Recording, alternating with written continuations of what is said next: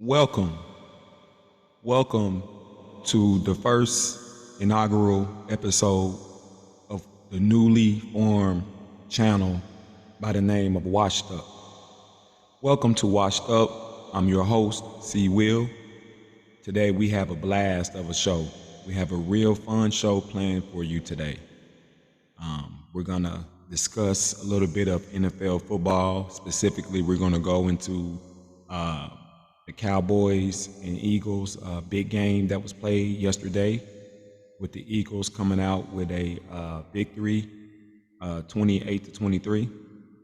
And we're gonna go and we're gonna listen to Ryan Clark and get his opinion, his take on yesterday's game. And then we will go inside the segment of the name change from the press box to Washed Up.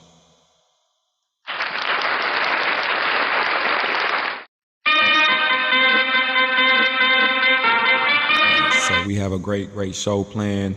But before we dive in and get into this good NFL content, make sure you give us a like if you appreciate the work that we put in to give you this pro football, this Cowboy talk.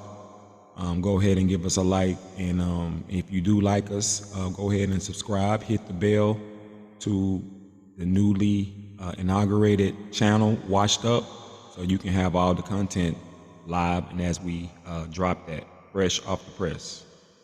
So we'll take a look at Ryan Clark right now.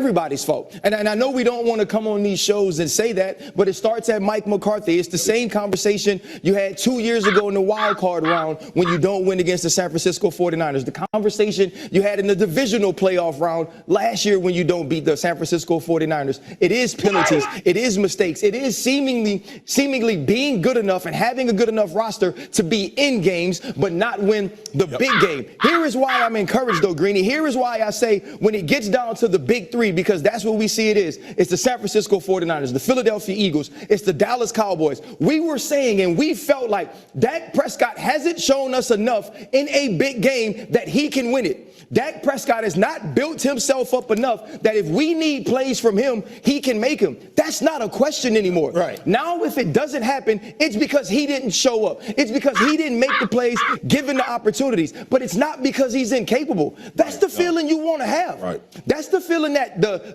bravado in the interviews, that the feeling of confidence that you get from him when you hear it. The reason you saw him smiling after this win, right, and damn near depressed after the San Francisco 49ers is because of him. It's because when he left the field, he was like, if I play like this, we don't have a chance. Michael Parsons can't go be great. We can't go make turnovers on defense. We can't run the football because it doesn't matter because I'm not good enough. He walked away last night saying, I don't care if Jalen Hurts over there. I don't care if Matthew Stafford over there. I'm good enough. And that's the feeling you need. Ryan Clark definitely made some good points. He made two good points that stood out to me before the obvious point of speaking about Dak Prescott. You know, what he said about the team being good enough to win it, but the decision making, you know, all that goes on the head coach and the way that, you know, certain plays, maybe if they would have called different plays or did things differently in the end, maybe they could have got the victory. So before everybody is quick to blame everything on the quarterback, you know, what this game did mostly was it showed everybody that Dak Prescott is capable of putting the team on his shoulder. And the team needed to see that because I feel like the team can now rally around him now, because now, you know, sometimes, as they say, you can lose and still win. Sometimes you can win and still lose. I feel like in this case, Cowboys lost the game, but they probably won the battle, especially if you're playing for the postseason. Because, I mean, that there was probably doubt within the organization after the way that Dak Prescott has been playing the past couple years in the way that he has not delivered in big games. Do you believe that he actually can do it?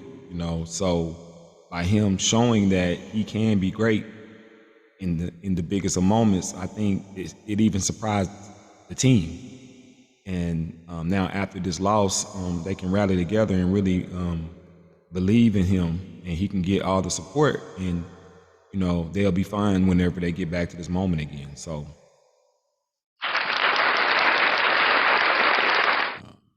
big shout out to Dak Prescott for playing great. He was definitely greater than Jalen Hurts on yesterday. And even though the Eagles won the game, the Cowboys definitely should feel good about where they stand, even though they are behind the Eagles in the division. So what we're going to do now, we're going to take a look at just some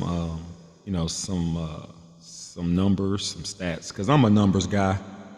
I believe that if you show me and I see it in numbers, I can follow you as you tell me.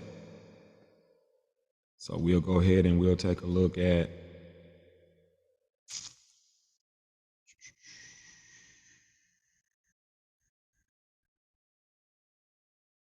thought I had it pulled up. Where is it? 1 second. We will find it in just a second, I promise you. We will find it.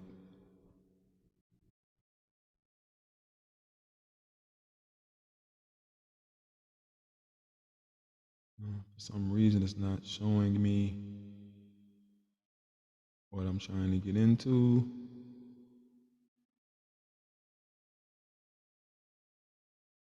Well, I guess we won't look at stats. We will definitely take a look at something else real quick. So, if you're liking this content, this Dallas Cowboy podcast, make sure you give us a thumbs up. Make sure you give your opinion. Do you think that this game is a bad defeat for the Cowboys? Do you think that they can bounce back and be ready to beat the Eagles whenever they play again in Dallas? If so, go ahead and give your comment. Make sure that you let us know, what you think, as this is a totally interactive platform, and we definitely want to hear from you.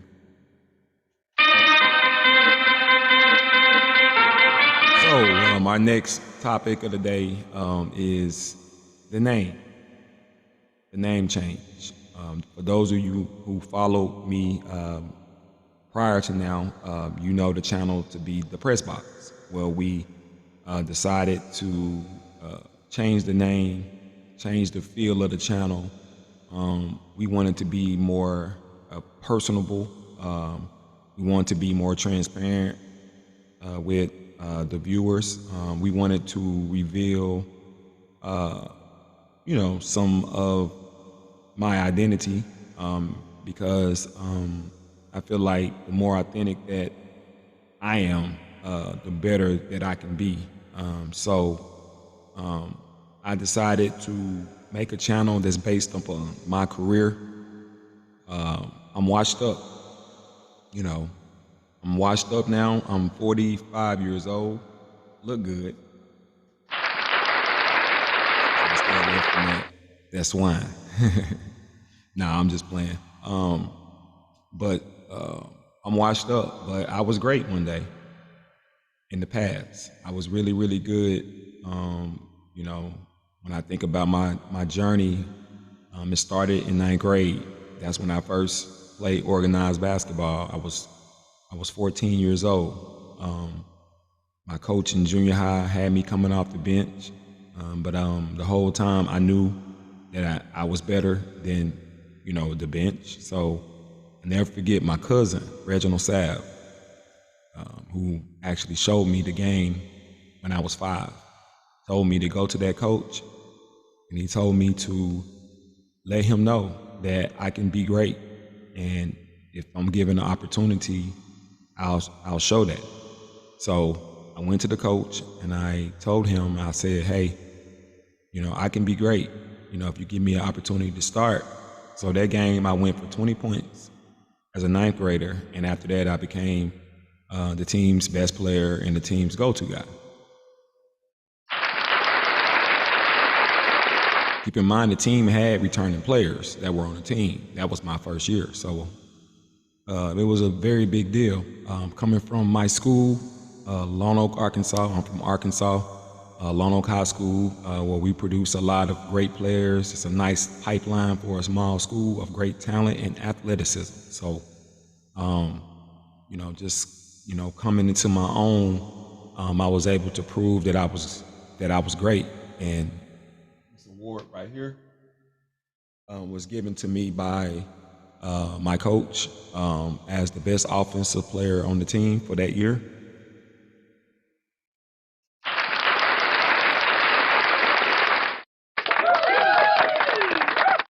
And that momentum carried on into high school, where I became an all-conference player, and eventually into an all-state player. We were ranked in the top 3 my senior year. We wasn't able to win it all that year. We were favored to, but nonetheless, we had a great team and we did great things.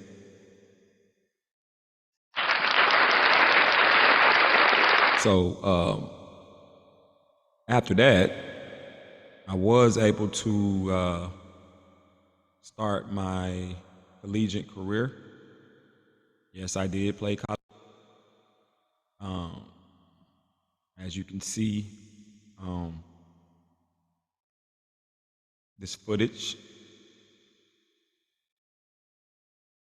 Get the screen big. This was me as a ninth grader. When I was in ninth grade, 6'2", 150 pounds. I was a baller though. I was little, but I had the heart of a champion for sure.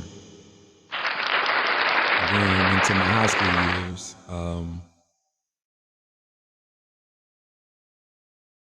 just want to see the high school. As you can see, I'm palming the basketball. My hands are bigger. My body started to fill out a little bit better. That's where I became all-state. Came into my own, wearing the number 30. At the time, Scotty Thurman, who played for the University of Arkansas, made the biggest shot in the history of that program, giving them a national championship. And that was my inspiration during those years. And I'm just reminiscing, showing you guys where the journey began. And then after that, I was able to have the opportunity to play here at the University of Central Arkansas, where I became all-conference player, eventually starred as a shooting guard, and did pretty good as a player when I got to college.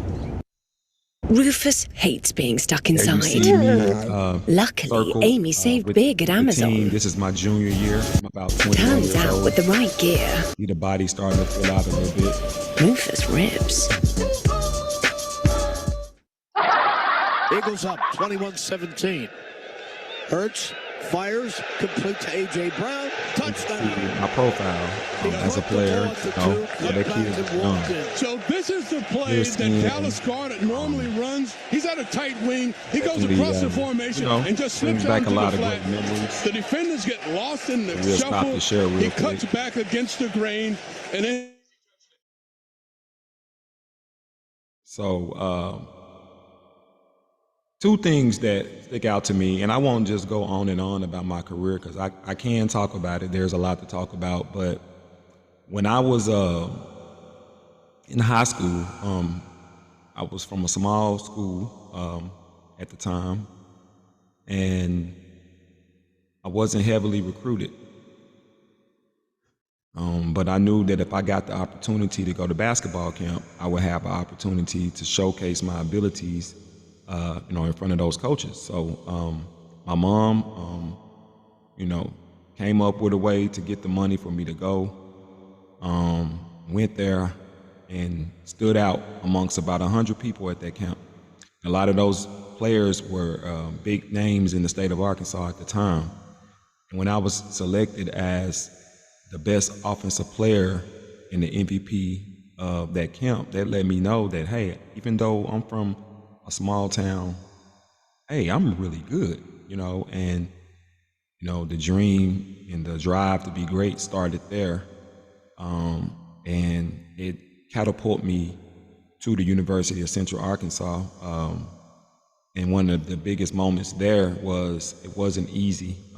It was a lot of politics that went on at that time, and that goes on at every college. But I went from being lied to about getting the scholarship. So I basically was paying my way, and even had many moments to where I wasn't even getting in the game, wasn't even being considered,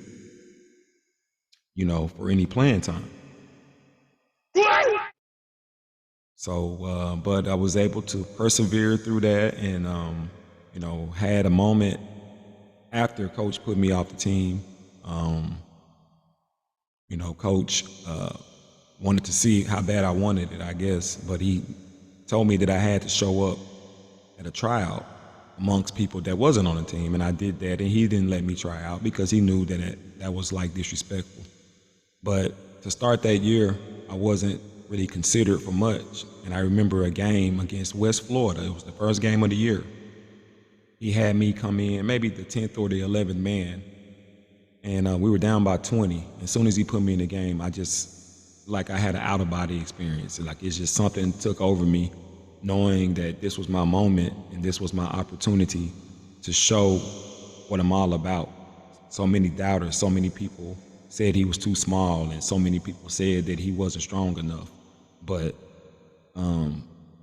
when that moment came, I just had that out-of-body experience. And I just went off. I think I hit about 8 threes. I was making threes from about 25, 22 feet away. Everybody was in my face. The guy that was guarding me was just shaking his head. And I have footage on that. I'm gonna show you guys one day what that whole scene was about. But we ended up tying the game up behind my offensive outburst, and we lost the game, but I definitely won the respect. And at that point, I became a starter and had a great career. Had a good season.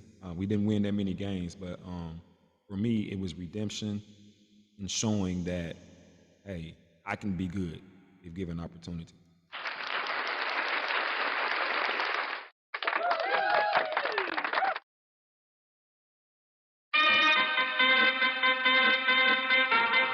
So yes, I just wanted to, like I said, I'm washed up. Today, I sit back, I can't go play anymore, so I talk about it. So I have a podcast show, and I talk, and I played the game. So especially when I speak about basketball and football, it's coming from a person that actually knows what the game is all about. So I just wanted to give credibility to my podcast and into my, my perspective. And I'm not just anybody that's just on here just talking. I actually have done it, to the level, like I said, that I was able to accomplish, and to many that know me, I'm a star. But today I'm washed up. So that's how we came up with the name. It's based upon me. It's based upon my story. So this is my channel. And for those of you who are subscribed, those of you who view this show, that's my spiel. So you know why the name of our channel is what it is at this point. So again, to recap our show, we spoke about the Dallas Cowboys. And if you viewers, if you have something to add on to our title about the Cowboys, make sure you leave a comment. Make sure you give your thoughts. We want to make this podcast to be as transparent as we can be. We want to be as one with our viewers, and we want to encourage you to give your opinions, to give your takes. Do you think the Cowboys are still in it? Do you think the Cowboys won't be in it? Just let us know what you think.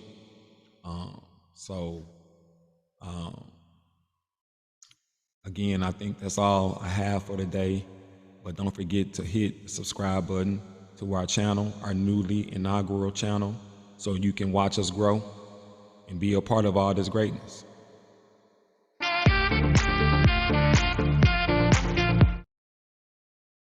So,